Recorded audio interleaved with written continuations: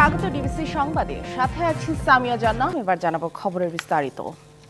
কেউ দিচ্ছেন নিম্নমানের কাগজ, কারো বা বাধাই খারাপ। প্রাথমিকের পাঠ্য বই ছাপানো এমন নানা অনিয়মে লিপ্ত অনেক ছাপাখানা। এরই মধ্যে কারখানাতেই নিম্নমানের প্রায় 1 লাখ বই জব্দ করে বেশ কয়েকটি ছাপাখানাকে সতর্ক করেছে জাতীয় শিক্ষাক্রম ও পাঠ্যপুস্তক বোর্ড। বারবার একই সমস্যা পাওয়া গেলে কঠোর ব্যবস্থা নেবে তারা। মানসম্মত বই দিতে ছাপাখানার মালিকদের প্রতি আহ্বান জানিয়েছে মুদ্রণ শিল্প সমিতিও। এই ছবি ফরাজি প্রেস অ্যান্ড পাবলিকেশনসের। এবার প্রাথমিকের প্রায় 11 লাখ বই ছাপাচ্ছে প্রতিষ্ঠানটি। তবে শুরুতেই তাদের বইয়ের মানে অনিয়ম পাওয়ায় সম্প্রতি প্রায় 30,000 বই জব্দ করেছে জাতীয় শিক্ষাক্রম ও পাঠ্যপুস্তক বোর্ড এনসিটিবি। সম্প্রতি এমন আরও বেশ কয়েকটি ছাপাখানা থেকে জব্দ করা হয়েছে বেশ কয়েক হাজার পাঠ্য বই। সব মিলিয়ে এমন বইয়ের সংখ্যা এরই মধ্যে প্রায় 1 লাখ। এনসিটিবি বলছে, জব্দ করা এসব বই টেন্ডারের শর্ত অনুযায়ী নির্ধারিত মানে ছাপানো হয়নি। এজন্য সতর্কও করা হয়েছে অনেককে। কাগজের মান খারাপ, বাধাই ভালো নয়, এগুলো যে এ ধরনের কাগজ পাচ্ছি না বিধায় আমরা এই মানের কাগজে আমরা বই ছাপতে হয়েছে। কিন্তু এটা তো কোনো অজুহাত হলো না, সে তো চুক্তিবদ্ধ হয়েছে। আমরা বাজারে খোঁজ নিয়ে দেখি, সেখানে কিন্তু এই মানের কাগজ পাওয়া যায়। আমরা তাদেরকে সতর্ক করে দিয়েছি। পরবর্তীতে আমরা এগুলো নিয়ে রিভিউ করে দেখব যে তাদেরকে কী ধরনের শাস্তি বা কী ধরনের জরিমানা সহ শাস্তি আরোপ করা যায়। এ বিষয়ে নানা অজুহাত অভিযুক্ত ছাপাখানা কর্তৃপক্ষের। বার্নিংয়ে প্রবলেম হয়েছিল, বই খুলে যেত আর কি, এমনি অন্য কোনো সমস্যা না। বই রেডি করছি 1 লাখ, এটা কথার কথা। বাঁচতে গিয়া বাইক ছাপাই যে কটা খারাপ, অপারেটরের ভুল আছে, পুনরায় বই ছাপাই দিতে হবে। ছাপাখানা মালিকদের সংগঠন বাংলাদেশ মুদ্রণ শিল্প সমিতিও সংশ্লিষ্টদের মানসম্মত বই ছাপানোর আহ্বান জানিয়েছে। আপনারা কোনো 2 নম্বরই করেন না, আপনারা ব্যবসা সবসময় করছেন, এইবার অন্তত ব্যবসা করেন না, অন্তত সরকারের সহযোগিতায় আপনারা আগে আসেন। এটা আমাদের মুদ্রণ শিল্প থেকে সবার কাছে পরামর্শ হচ্ছে এবং আমরা নিজেরাও গিয়ে দেখতেছি। আমাদের সদিচ্ছা আছে যে আমরা ভালো মানের বই প্রদর্শন করব। টেন্ডারের শর্ত অনুযায়ী সঠিক মানের বই ছাপানো নিশ্চিত করতে ইন্সপেকশন এজেন্টদেরও সচেতন ও সঠিক দায়িত্ব পালনের আহ্বান সংশ্লিষ্টদের। মনিরুল সোহাগ, ডিবিসি নিউজ, ঢাকা। ভারতের কোস্ট গার্ডের হাতে আটক ৭৯ বাংলাদেশি নাবিককে ফেরাতে দিল্লির সাথে আলোচনা চলছে বলে জানিয়েছেন পররাষ্ট্র সচিব জসিমউদ্দিন। আশা প্রকাশ করেন তাদের শিগগিরই ফিরিয়ে আনার। পররাষ্ট্র মন্ত্রণালয়ের সংবাদ সম্মেলনে কথা বলেন তিনি। বাংলাদেশের সমুদ্র সীমা থেকে ৭৯ নাবিক সহ মাছ ধরার 2টি নৌযানকে ভারতের ওড়িশার প্যারাদ্বীপে নিয়ে যাওয়ার বিষয়ে সরকারের পদক্ষেপ সম্পর্কে জানতে চাইলে পররাষ্ট্র সচিব বলেন, এ ঘটনায় আনুষ্ঠানিকভাবে ভারতের সঙ্গে যোগাযোগ করা হয়েছে। সাংবাদিকের প্রশ্নের উত্তরে সচিব বলেন, সাবেক প্রধানমন্ত্রী শেখ হাসিনাকে দিল্লি থেকে ফেরানো আন্তঃমন্ত্রণালয় ইস্যু। উচ্চ পর্যায়ের নির্দেশনা পেলে তাকে ফেরানোর উদ্যোগ নেবে পররাষ্ট্র মন্ত্রণালয়। আগামী 14 থেকে 17 ডিসেম্বর তিমুর লেস্তের president Jose Ramos Horta Bangladesh সফরে আসছেন বলেও জানান তিনি। তার 4 দিনের এই সরকারি সফরে বিভিন্ন ক্ষেত্রে দ্বিপাক্ষিক সহযোগিতার বিষয়ে আলোচনার পাশাপাশি একটি দ্বিপাক্ষিক চুক্তি ও সমঝোতার স্মারক স্বাক্ষরিত হওয়ার সম্ভাবনা রয়েছে। এ বিষয়ে আলাপ আলোচনা চলছে আমাদের যারা ভারতীয় কর্তৃপক্ষের হাতে আছে তাদেরকে ফিরিয়ে আনার জন্য, এবং আমাদের প্রত্যাশা যে আলাপ আলোচনার মাধ্যমে আমরা তাদেরকে শীঘ্র দেশে ফিরিয়ে আনতে পারব। সারা দেশে বেড়ে চলছে শীতের তীব্রতা। তাপমাত্রার পারদ প্রতিদিনই নিচের দিকে নামছে। একদিনের ব্যবধানে প্রায় 4 ডিগ্রি কমে আজ দেশের সর্বনিম্ন তাপমাত্রা 9 ডিগ্রি সেলসিয়াস রেকর্ড হয়েছে পঞ্চগড়ের তেঁতুলিয়ায়। গত কয়েকদিন ধরে উত্তরের এই জেলায় ঘন কুয়াশায় ঢাকা পড়ছে জেলার পথঘাট। বিকেল হতেই শীতের তীব্রতা অনুভূত হচ্ছে। সন্ধ্যার পর থেকে কুয়াশার কারণে পথঘাটে সামান্য দূরত্বে চলাচল করতে বিপাকে পড়ছেন মানুষ। এদিকে তাপমাত্রা কমার সাথে সাথে বাড়ছে ডায়রিয়া, শ্বাসকষ্ট সহ শীতজনিত রোগ। তবে সবকিছু উপেক্ষা করে কাজের সন্ধানে বের হচ্ছে নিম্ন আয়ের মানুষ। এদিকে দক্ষিণ পশ্চিমের জেলা চুয়াডাঙ্গায় আজ সর্বনিম্ন তাপমাত্রা রেকর্ড করা হয়েছে 10 ডিগ্রি সেলসিয়াস। গত 3 দিন মধ্যরাত থেকে দিনের বেশিরভাগ সময় কুয়াশায় ঢেকে থাকছে গোটা জেলা। বেলা বাড়ার সাথে সাথে বেড়ে চলে কুয়াশার ঘনত্ব। ঘন কুয়াশার কারণে হেডলাইট জ্বালিয়ে চলাচল করছে যানবাহন। প্রয়োজন ছাড়া বের হচ্ছে না লোকজন। অন্যদিকে ঘন কুয়াশার কারণে দৌলতদিয়া পাটুরিয়া নৌ রুটে ফেরি চলাচল বন্ধ রয়েছে। সকাল 6:30 থেকে চালু হলেও 20 মিনিট পর দ্বিতীয় দফায় বন্ধ হয়ে যায় ফেরি চলাচল। সকালবেলা ভাই খুব ঠান্ডা, খুব শীত, লোকজন নেই রোডে, ভাড়া ভাড়া একেবারে নেই, বুঝেছেন। আজকে তো ঠান্ডা একটু বেশি, হাত পা মানে ঠান্ডা এবারে হাত পা কোকড়া হয়ে যায়, বতসামত হয়ে যায়, এইটা আমরা অনুভব করতেছি আর কি। পরাজয় যখন নিশ্চিত, তখন এই দেশ যাতে কর্মে, প্রজ্ঞা, মেধায় কখনো মাথা তুলে না দাঁড়াতে পারে, সেই নীল নকশা এঁকেছিল পাকিস্তান। বিজয়ের 2 দিন আগে শেষ মরণ কামড়ে তারা তাই হত্যা করেছিল এই দেশের সেরা মেধাবীদের। আর এই কাজে তাদের সহায়তা করেছিল এই দেশেরই রাজাকার আল বদর আল শামস বাহিনী। বুদ্ধিজীবী দিবসে শহীদদের শ্রদ্ধা জানাতে দেশ জুড়ে নেওয়া হয়েছে নানা প্রস্তুতি। মিরপুর শহীদ বুদ্ধিজীবী স্মৃতিসৌধ, যেখানে কান পাতলেই ইতিহাসের নৃশংস অধ্যায়ের আর্তনাদ শোনা যায়। আনুষ্ঠানিকভাবে এইসব শহীদদের স্মরণ করা শুরু হবে সকালে রাষ্ট্রপতি ও প্রধান উপদেষ্টার শ্রদ্ধা নিবেদনের মধ্য দিয়ে। শ্রদ্ধা জানাবেন শহীদ বুদ্ধিজীবীদের পরিবারসহ সর্বস্তরের মানুষ। তাই তো ডিসেম্বরের প্রথম দিন থেকেই প্রস্তুতি চলছে। 10 থেকে 12 দিন ধরে কাজ শুরু হয়েছে। আমরা সিটি কর্পোরেশনের পক্ষ থেকে কাজ তদারকি করছি। কর্তৃপক্ষ থেকে না হলেও যেহেতু এটার সাথে থাকি, আমরা মানে উইলিংলি যে কোনো কিছু দেখলে তাৎক্ষণিকভাবে আমরা নিজেরাই পদক্ষেপ নিয়ে ফেলাই। রাতের ভিতরে শোক একটা বেদনা তা রয়েছে, এটা 71 থেকে তো শুরু হয়েছে। একই চিত্র রায়ের বাজার বদ্ধভূমি স্মৃতিসৌধেও। শুধু নির্দেশনা নয়, এই পরিষ্কার পরিচ্ছন্নতার কাজে জড়িয়ে আছে আবেগ, ভালোবাসাও। পরাজয় নিশ্চিত জেনেই বাঙালি জাতিকে মেধাশূন্য করতে বিজয়ের ঠিক কয়েকদিন আগে পাক হানাদার বাহিনী পূর্ব পরিকল্পনা অনুযায়ী এদেশের মুক্তবুদ্ধি চর্চা করে, এমন সব সন্তানদের নৃশংসভাবে হত্যা করে। এই সূর্য সন্তানদের সেই আত্মত্যাগের ক্ষত এখনও বাংলাদেশ বহন করছে, এমনটাই মনে করেন সাধারণ মানুষ। শুধু এইখানে না, এই 14ই ডিসেম্বর, আপনার 16ই ডিসেম্বর, 21শে ফেব্রুয়ারি সারা বাংলাদেশে মানুষ ঘরে থাকবে না। খুবই গর্বিত যে এরা আমাদের জন্য যা করছে বা করে গেছে। লোক বেশি হবে, বারবার কাছে নেবে লোক বেশি হবে। হানাদারদের দোসর কুখ্যাত রাজাকার আল বদর ও আল শামস বাহিনীর মাধ্যমে 14ই ডিসেম্বর ঢাকা বিশ্ববিদ্যালয়ের আবাসিক এলাকাসহ বিভিন্ন স্থান থেকে বিশিষ্ট শিক্ষক, সাংবাদিক, শিল্পী, চিকিৎসক, জ্ঞানীগুণীদের ধরে নিয়ে গিয়ে নির্যাতনের পর নির্দিষ্ট কয়েকটি বধ্যভূমিতে হত্যা করে। আমার বাবার রক্ত তো ওই পতাকার লালেও আছে, কিন্তু আমি কেন সেই লাল থেকে যে আলো উদ্ভাসিত হয়, সে আলো আমি ছুঁতে পারি না? এটি আমার প্রশ্ন। শহীদ বুদ্ধিজীবীদের অবদান তো জাতির জন্য, জাতীয়ভাবে তাদের অবদানগুলো নিয়ে বিশ্লেষণগুলো হোক। তরুণ প্রজন্ম এখনকার সময়ে বিভিন্ন কারণে অনেক মেধাবী, অনলাইন থেকে শুরু করে ছাপার অক্ষরে যদি শহীদ বুদ্ধিজীবীদের লেখাগুলোকে আরও সামনে নিয়ে আসে, তাহলে জাতি উপকৃত হবে। প্রতি বছরের মতো এবছরও শহীদ বুদ্ধিজীবী দিবস যথাযোগ্য মর্যাদায় রাষ্ট্রীয়ভাবে পালন হচ্ছে। দেশব্যাপী বিভিন্ন পর্যায়ে হবে আলোচনা। Farhana Juthi, DBC news, Dhaka.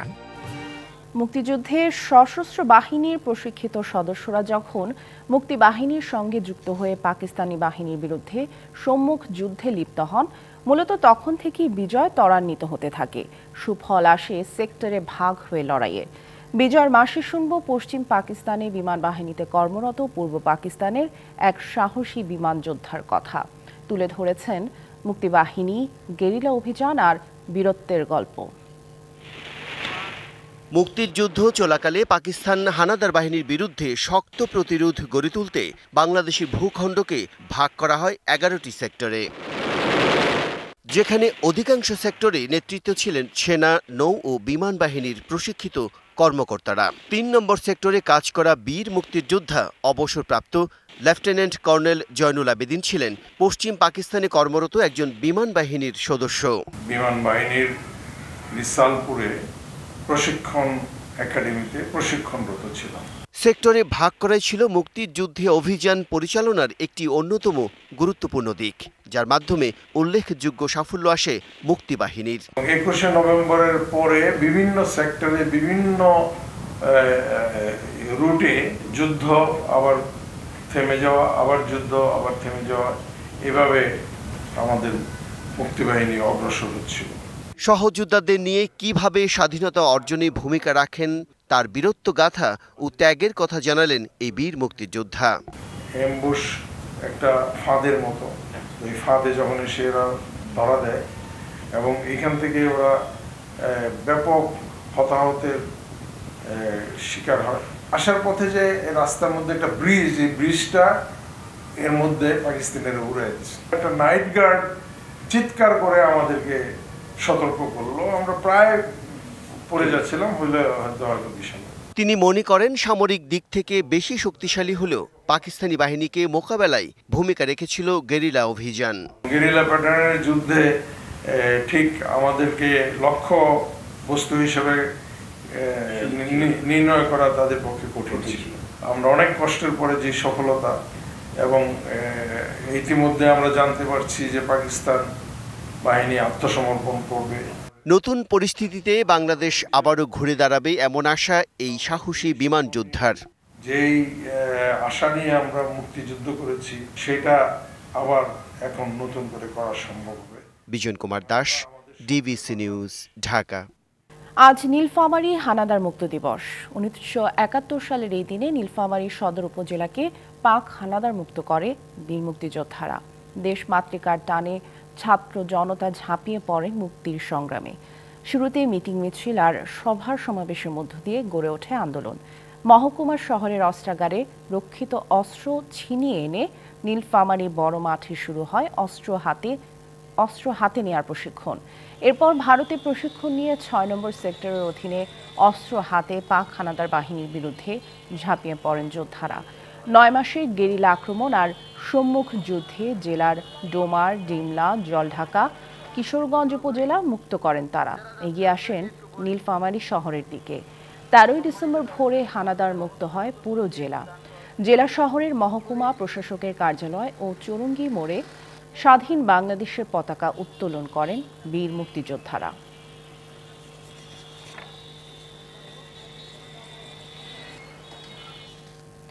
অনিয়ম ও দুর্নীতির মাধ্যমে বিপুল অর্থ হাতিয়ে নেওয়ার অভিযোগ উঠেছে পাবনা জেলা পরিষদের সদস্য ও কর্মকর্তাদের বিরুদ্ধে।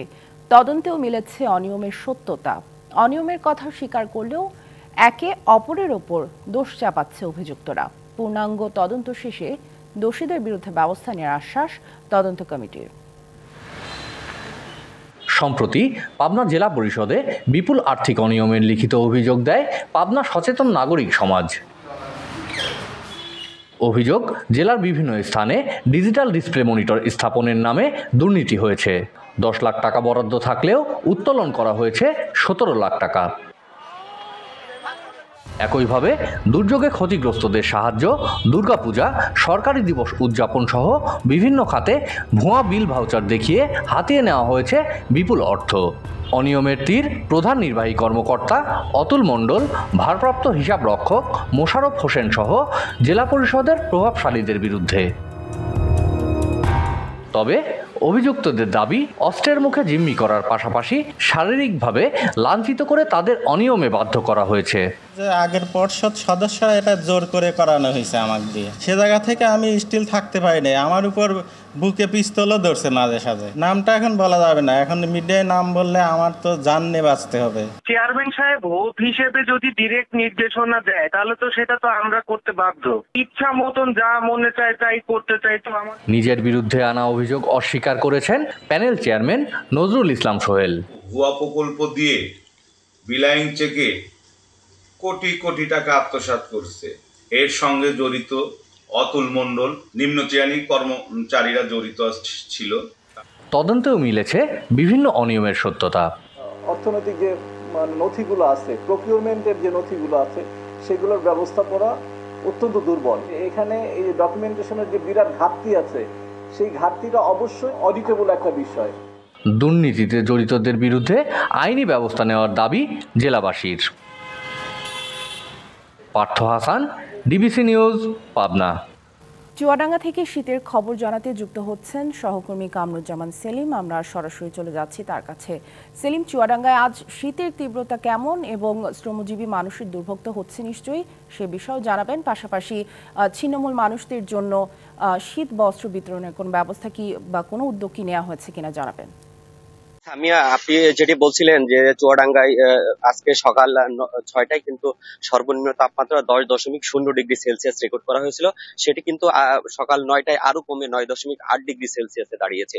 আপনি বুঝতে পারছেন তাপমাত্রার যে পারদ সেটি দিন দিন কমে যাচ্ছে। এই কারণে কিন্তু শ্রমজীবী মানুষ যারা রয়েছে তারা কিন্তু বেশ বিপাকে রয়েছে। এর সাথে কিন্তু নতুন করে যোগ হয়েছে উত্তরে হিম বাতাস। এই হিম বাতাসের কারণে সাধারণ মানুষ, অসহায় ছিন্নমূল মানুষ যারা, তারা বাইরে বের হতে পারছে না। শ্রমজীবী মানুষ ঠিকমতো কাজে বের হতে পারছে না। এই কারণে কিন্তু তাদের কাজের প্রতি বেশ প্রভাব পড়েছে। তারা কিন্তু অর্ধাহারে অনাহারে কিন্তু দিন কাটাচ্ছে। আমরা শহরের বিভিন্ন প্রান্তে এবং গ্রামে দেখেছি যারা ছিন্নমূল অসহায় মানুষ রয়েছে তারা কিন্তু খড়কুটো জ্বালিয়ে শীত নিবারণের চেষ্টা করছে। আমরা জেলা প্রশাসনের পক্ষ থেকে এখনো পর্যন্ত শীতার্ত মানুষের মাঝে কিন্তু শীতবস্ত্রের বিতরণ যে কার্যক্রম সেটি কিন্তু এখনো চোখে পড়েনি। এদিকে জেলা প্রশাসনের পক্ষ থেকে যেটি বলা হচ্ছে সেটি এখনো পর্যন্ত ত্রাণ মন্ত্রণালয়ে কিন্তু একটা আবেদন জমা দেওয়া হয়েছে। সেটি আসলেই কিন্তু সাধারণ এবং ছিন্নমূল মানুষ যারা রয়েছে তাদের মাঝে কিন্তু এই শীত বস্ত্র বিতরণ করা হবে। আমরা আবহাওয়া অফিসের সাথে কথা বলেছি। আবহাওয়া অফিসের পক্ষ থেকে যেটি বলা হচ্ছে 8.1 থেকে 10.0 ডিগ্রি পর্যন্ত মৃদু শৈত্য প্রবাহ। সেই ক্ষেত্রে চুয়াডাঙ্গা এই মুহূর্তে কিন্তু মৃদু শৈত্য প্রবাহ বয়ে যাচ্ছে। তাপমাত্রার যে পারদ সেটি কিন্তু সামনের দিনগুলোতে আরো কমবে। এছাড়া কিন্তু এই তীব্র শীতে হাসপাতাল এবং হাসপাতালগুলোতে কিন্তু শীতজনিত বিভিন্ন রোগীর সংখ্যা বাড়ছে, বিশেষ করে শিশু এবং বয়স্ক রোগীর সংখ্যা। শিশুদের ডায়রিয়া এবং নিউমোনিয়া এবং বয়স্কদের কিন্তু শ্বাসকষ্ট রোগে কিন্তু বেশি আক্রান্ত হয়ে হাসপাতালগুলোতে ভর্তি হচ্ছে। তো সামিয়া জানা, এই ছিল চুয়াডাঙ্গা থেকে শীতের সর্বশেষ পরিস্থিতি। কামরুজ্জামান সেলিম, ধন্যবাদ আপনাকে। চুয়াডাঙ্গার শীতের খবর জানছিলাম আপনার মাধ্যমে। এদিকে রাজধানীর বাজারে শীতের সবজির সরবরাহ বাড়লেও খুচরায় দাম এখনো চড়া। খুচরায় বেগুন 100, শিম 60 থেকে 80 টাকা কেজি দরে বিক্রি হচ্ছে। রাজধানীর কারওয়ান বাজার থেকে শীতের সবজির পাইকারি দাম জানাতে আমাদের সাথে যুক্ত হচ্ছেন সহকর্মী মোস্তফা মাহবুব। মাহবুব, সবজির দাম কেমন দেখছেন এবং দাম কেন কমছে না সরবরাহ যথেষ্ট থাকার পরও? জান্না, আসলে দাম কেন কমছে না এটি যদি জানতে চান তাহলে আমাদের পুরো এই যে সরবরাহ ব্যবস্থা সেটিতে কিন্তু একটি ত্রুটি রয়ে গেছে। কারণ যে পণ্যগুলো আসলে আমরা কারওয়ান বাজারে এই মুহূর্তে দেখছি সেগুলো দেশের বিভিন্ন প্রান্ত থেকে এসেছে, বিশেষ করে উত্তরাঞ্চল, দক্ষিণাঞ্চল, দক্ষিণ পশ্চিমাঞ্চল, এই সমস্ত জেলা থেকে কিন্তু এই পণ্যগুলো এসেছে। যেমন আজকে কারওয়ান বাজারে আমরা যেমনটা দেখছিলাম পাতাকপি, সেটি কিন্তু রাতের বেলা খুব ভালো মানের যে পাতাকপিটি সেটি প্রতি পিস 32 টাকা 30 টাকা এই দরে বিক্রি হয়েছে। আর এখন একটু অপেক্ষাকৃত কম মানের বা নিম্নমানের যেটি সেটি কিন্তু 20 টাকা 25 টাকা, কোনোটি 18 টাকা প্রতি পিস এই দরেও বিক্রি হচ্ছে। এছাড়া ফুলকপি বিক্রি হচ্ছে সর্বোচ্চ এই বাজারে রাতে বিক্রি হয়েছে 35 টাকা প্রতিটি। এখন যেটি বিক্রি হচ্ছে 20, 30, 25, 15 এই রকম দরে। এছাড়া মিষ্টি কুমড়ার কথা যদি বলি, মিষ্টি কুমড়ার প্রচুর সরবরাহ আছে বাজারে। মিষ্টি কুমড়া কিন্তু আমরা যেমনটা দেখলাম ভালো মানের মিষ্টি কুমড়া যেটি হাইব্রিড সেটি 25 টাকা সর্বোচ্চ দরে বিক্রি হয়েছে। এছাড়া দেশি মিষ্টি কুমড়াটি বিক্রি হয়েছে 20 টাকা কেজি দরে। কিন্তু এখন আসলে নিম্ন বা একটু কম মানের যে পণ্য সেটি কিন্তু অনেকটাই কম দাম বলা যায়, কারণ 15 টাকা 14 টাকা এই দরে বিক্রি হচ্ছে। আর বেগুনের কথা যদি বলি, বেগুন কিন্তু বিভিন্ন রকম বেগুন আছে, লম্বা বেগুন, গোল বেগুন, সেগুলোরও কিন্তু আসলে দাম কোনোটাই আসলে 50 টাকা কেজির উপরে নয়। খুব ভালো মানেরটাও আসলে 40 টাকা 45 টাকা এই দরে কিন্তু কারওয়ান বাজারে বিক্রি হয়েছে। কিন্তু এই পণ্যগুলো আসলে কয়েকটি হাত ঘুরে যখন খুচরা ভোক্তার কাছে বা খুচরা ক্রেতার কাছে যায় তখন কিন্তু আমরা দেখি প্রতিটি প্রায় দ্বিগুণ হয়ে যায়। তো মূলত আপনি যেটি জানতে চাচ্ছিলেন যে দাম কেন বাড়ে, আমাদের যে বাজার ব্যবস্থাপনা সেই ব্যবস্থাপনার কারণেই কিন্তু দামটা বাড়ে। জান্না, এই ছিল এখন পর্যন্ত আমার কাছে। মোস্তফা মাহবুব, ধন্যবাদ আমাদের সাথে যুক্ত হবার জন্য। রাজবাড়ীতে নির্মাণের 6 বছর পরও চালু হয়নি মুক্তিযোদ্ধা কমপ্লেক্স। অযত্ন আর রক্ষণাবেক্ষণের অভাবে কমপ্লেক্স থেকে চুরি হচ্ছে বিভিন্ন যন্ত্রাংশ। বিজয় দিবসের পর মুক্তিযোদ্ধাদের সাথে বসে কমপ্লেক্সটি চালুর পরিকল্পনা রয়েছে প্রশাসনের। রাজবাড়ী সদর উপজেলার ভবানীপুর এলাকায় 8% জমির ওপর 2018 সালে 2,29,30,000 টাকা ব্যয়ে নির্মাণ করা হয় মুক্তিযোদ্ধা কমপ্লেক্স। গণপূর্ত বিভাগ কমপ্লেক্সটি নির্মাণের কাজ শেষ করে, কিন্তু 6 বছরেও চালু করা সম্ভব হয়নি। তালাবদ্ধ থাকে বেশিরভাগ সময়। 5ই আগস্ট ভাঙচুর করা হয় কমপ্লেক্সটি। এরপর চুরি হতে থাকে এসি সহ বিভিন্ন যন্ত্রাংশ। ব্যবহার না করায় অনেক জিনিসপত্র ধ্বংসের পথে। স্থানীয়দের অভিযোগ, কমপ্লেক্স নির্মাণের সময় জায়গা নির্ধারণ ঠিক না হওয়ায় বাণিজ্যিক কার্যক্রম শুরু করা যাচ্ছে না। প্রকল্পের নামে অর্থ লোপাটের অভিযোগ তাদের। শহরের ভিতরে করলে ভালো হইতো, কিন্তু এটা শহর থেকে বাইরে, এই কারণে মানুষ এখানে আসতে চায় না। সরকার পরিবর্তনের সাথে একদমই ভূতের গলিতে পরিণত হয়েছে এই ভবনটি। আমরা এই যাবৎ পর্যন্ত একজন মুক্তিযোদ্ধাকে এখানে আসতেও দেখি নাই, কোনো কর্মকাণ্ড আমরা এখানে দেখি নাই। দ্রুত কমপ্লেক্সটি চালুর দাবি স্থানীয় মুক্তিযোদ্ধাদের। 16ই ডিসেম্বর বিজয় দিবস উদযাপনের পরে আমরা জেলা প্রশাসনের সঙ্গে একটা কথা বলবো যে এটা কি করে আমাদের উন্নয়ন করা যায়। মুক্তিযোদ্ধারা যে সমাবেশ বা সম্বর্ধনা বিভিন্ন অনুষ্ঠান করে ওখানে সক্রিয়ভাবে ওটাকে চালু রাখতে পারি, এটাই আমার প্রত্যাশা। বিজয় দিবসের পর কমপ্লেক্স চালুর বিষয়ে সিদ্ধান্ত নেওয়া হবে বলে জানায় জেলা প্রশাসন। আমরা আশা করছি যে 16 ডিসেম্বরের পরে আমরা মুক্তিযোদ্ধাগণ যারা আছেন তাদেরকে নিয়ে বসে এটাকে কিভাবে সুন্দরভাবে রান করানো যায় সেই উদ্যোগ আমরা গ্রহণ করব। দ্রুত ভবনটি চালুর মধ্য দিয়ে মুক্তিযোদ্ধাদের মিলনমেলায় পরিণত হোক কমপ্লেক্স, এমন প্রত্যাশা সকলের। DBC news desk. চলতি বছরের রবি মৌসুমে বিএডিসির থেকে প্রণোদনা পেঁয়াজ বীজ কিনে ব্যাপক ক্ষতির আশঙ্কায় পড়েছে ফরিদপুরের পেঁয়াজ চাষিরা। বেশিরভাগ জমিতেই দেখা গেছে মাত্র 10% বীজের অঙ্কুরোদ্গম। এমন অবস্থায় ক্ষতিপূরণের পাশাপাশি এই অপকর্মের সাথে জড়িতদের খুঁজে বের করে শাস্তির দাবি চাষিদের। পুষিয়ে দেওয়ার আশ্বাস মিলেছে সংশ্লিষ্টদের কাছ থেকে। পেঁয়াজ উৎপাদনে দেশের দ্বিতীয় বৃহত্তম জেলা ফরিদপুর। এজন্য চলতি মৌসুমে জেলার 5200 জন ক্ষুদ্র ও প্রান্তিক কৃষকদের মাঝে তাহেরপুরি, বাড়ি 4 ও 6 জাতের পেঁয়াজ বীজ বিতরণ করে কৃষি সম্প্রসারণ অধিদপ্তর। তবে কৃষকদের অভিযোগ, বিএডিসি থেকে সরবরাহ করা প্রণোদনার বীজের 15 থেকে 20 ভাগের উপরে কোথাও অঙ্কুরিত হয়নি। এখনও ফাঁকা পড়ে আছে জেলার বেশিরভাগ পেঁয়াজের মাঠ। এতে বড় ধরনের ক্ষতির আশঙ্কা কৃষকদের। এই দেশে ভালো পেঁয়াজ হয়, এই দেশে যদি আমরা মায়ের খাই তাই উন্নতি হবে কৃষি। আমার বিএডিসি থেকে 1 কেজি বীজ দিছে, কিন্তু বীজই 1 কেজি বীজে আমার 1 বিঘা বইয়া, তাতে 200 মণ পেঁয়াজ হবে, কিন্তু সেই বীজটা সম্পূর্ণ মার। পানি সার দিয়ে আমাদের 5000 টাকা মার নষ্ট হয়ে গেছে। আমরা কিভাবে আমরা চাষিরা ভালো হতে পারি? জেলার সর্বাধিক পেঁয়াজ উৎপাদনকারী নগরকান্দা ও সালথা উপজেলা। এখানকার কৃষকদের দাবি, এই ফসল দিয়েই সারা বছর চলতে হয় তাদের। চান উপযুক্ত ক্ষতিপূরণ। সারা বছর ওই পেঁয়াজ বেশি বিক্রি করি, খাই এবং আমাদের সমস্ত চাহিদা ওদের মিটাই। আর আমাদের মাথায় হাত, আমরা কি করবো এখন? আমরা সরকারের কাছে পূর্ণাঙ্গ ক্ষতিপূরণ চাই। কৃষক নেতাদের অভিযোগ, প্রণোদনার নামে পরিকল্পিতভাবে মানহীন বীজের মাধ্যমে কৃষিকে ক্ষতিগ্রস্ত করা হচ্ছে। ব্যবস্থা নেওয়ার দাবিও আসে তাদের কাছ থেকে। কৃষক যেই পরিমাণের ক্ষতিগ্রস্ত এই পেঁয়াজির বীজের কারণে এইবার হলো, এই ক্ষতিপূরণের দায়ভার এই বীজ যারা দিয়েছে তাদেরকেই নিতে হবে। এদিকে বিষয়টি স্বীকার করে কৃষি সম্প্রসারণ অধিদপ্তর বলছে, তারা বিএডিসির সরবরাহ করা বীজ বিতরণ করেছেন মাত্র। চারা হয়তো কৃষক যে লক্ষ্যমাত্রা, সেই লক্ষ্যমাত্রাতে চারা তুলনামূলকভাবে কম হবে এবং কৃষকের যে এই ক্ষতি কিভাবে পুষিয়ে নেওয়া যায়, সারা বীজ মনিটরিং কমিটির মিটিংয়ে আমরা বিষয়টি সিদ্ধান্ত নেব। চলতি মৌসুমে জেলার প্রায় 6.25 লাখ মেট্রিক টন পেঁয়াজ উৎপাদনের লক্ষ্যমাত্রা ধরা হয়েছে। DBC news desk. শেরপুরের প্রাথমিক বিদ্যালয়ের প্রধান শিক্ষিকার বিরুদ্ধে উঠেছে স্বেচ্ছাচারিতা সহ নানা অনিয়মের অভিযোগ। স্বল্প আয়ের পরিবারের শিক্ষার্থীদের সাথে খারাপ ব্যবহার ও বিদ্যালয়ে ভর্তি না নেওয়ারও অভিযোগ রয়েছে তার বিরুদ্ধে। সম্প্রতি বিনা নোটিশে বিদ্যালয়ের মালামাল বিক্রির বিষয় সহ বিভিন্ন বিষয়ে লিখিত অভিযোগ করেও সুষ্ঠু তদন্ত না হওয়ায় ক্ষুব্ধ অভিভাবকরা। শেরপুরের শ্রীবর্দী উপজেলার গিলাগাছা সরকারি প্রাথমিক বিদ্যালয় প্রত্যন্ত অঞ্চলে 1938 সালে প্রতিষ্ঠিত এই বিদ্যালয়ের একসময় সুনাম থাকলেও তা এখন শূন্যের কোটায়। অফিস পিয়ন দিয়ে পাঠদান, উপবৃত্তি নিয়ে অনিয়ম, দরিদ্র পরিবারের শিক্ষার্থীদের সাথে খারাপ ব্যবহার সহ ইচ্ছে হলেই শিক্ষার্থী বের করে দেওয়ার অভিযোগ রয়েছে প্রধান শিক্ষিকা আফরোজা সুলতানা বিনার বিরুদ্ধে। সম্প্রতি তার বিরুদ্ধে কোনো নোটিশ ছাড়াই একক সিদ্ধান্তে বিদ্যালয়ের সোলার ও আসবাবপত্র বিক্রির অভিযোগ তোলেন অভিভাবকরা। এতে ক্ষুব্ধ হয়ে কয়েকজন শিক্ষার্থীকে পরীক্ষা দিতে না দিয়ে বিদ্যালয় থেকে বের করে দেন প্রধান শিক্ষিকা। গেছিলাম উপপত্তি কথা বলতে, এক কথায় দুই কথায় ওনার সাথে আমি একটু প্রতিবাদ করছি। পরে ফোন পাইছি যে আমার মেয়েকে এমন থেকে বের করে দিছে। আরো অনেক ছাত্র ছাত্রী বাইর করে দিছে। এই হেডমাস্টার নেই কারো সাথে বনে না। রড বিক্রি হলো, লোহার রড, এগুলো সম্পর্কে অনেক পরে শুনছি। যদিও সব অভিযোগ মিথ্যা বলছেন প্রধান শিক্ষিকা। জুতালয় মালামাল ছিল, বিভিন্ন ক্লাসরুমে ছিল, এগুলো সব একত্র করে ওই স্টোরুমে রাখা, ওই দরজার সামনে ওই ভ্যানটা দাঁড়ানো।